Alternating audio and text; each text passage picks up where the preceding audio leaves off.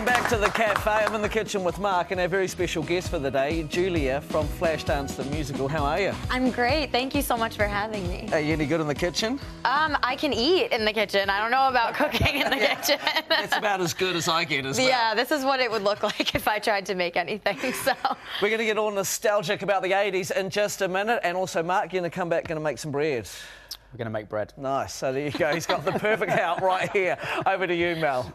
Thank you so much. Joining us now is a woman who believes that stress is so serious that it can be a killer.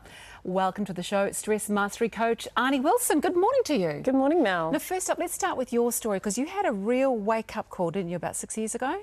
6 years ago was definitely the wake-up call, but it had been coming on for a long time. About 10 years ago, I was diagnosed with melanoma of the spine. 6 years ago, I was diagnosed with stress-induced cancer. And until that point, I had been climbing the corporate ladder, type A, overachiever. And I really still didn't pay any attention. It wasn't until I was in a chemo ward with other mums and dads who were suffering the same fate and talking to them about their own predicaments and their own stress that suddenly I went, maybe I should be paying attention. Well, that sounds entirely life-changing. How are you now at the moment, cancer-wise? 100% bill of health. Are you? Yes. Gosh, so how did you do it? So are we all stressed all of the time? Yes, in fact, New Zealand's one of the highest populations of stress monkeys in the world. See, I find that fascinating. I would have thought we would have been quite relaxed and chilled out. Why are we so stressed? There is a difference. We've gone past being relaxed back in the 70s to being almost just not paying attention and not being conscious around us. So every time I land in Auckland, I travel overseas a lot. Every time I land in Auckland, I just feel that energetic buzz where everybody is just striving to wear the 12 different hats that we never used to have to wear. So just being a mum, just stuck in traffic every day, just your daily stresses, you know, they all build up. Okay, so there's a difference between stress and chronic stress, isn't there?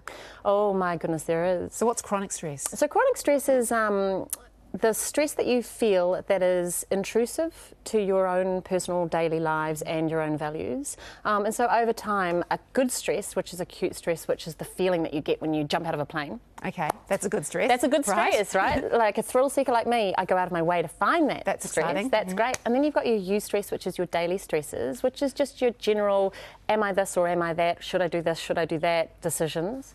But chronic stress really does build up, and the more that we let chronic stress and the more that we focus on our stresses, the less empowered that we are about being conscious in the present moment.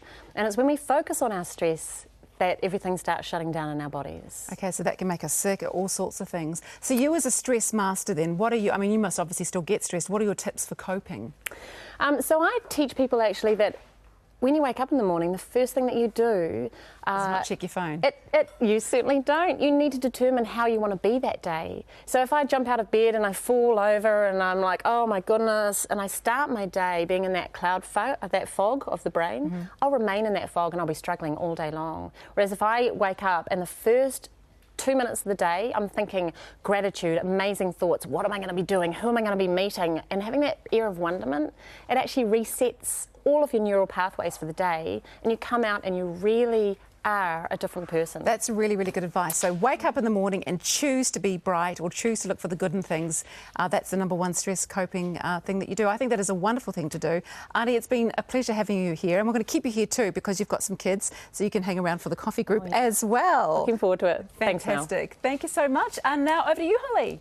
Okay, so here's a little clue as to who Julia's famous dad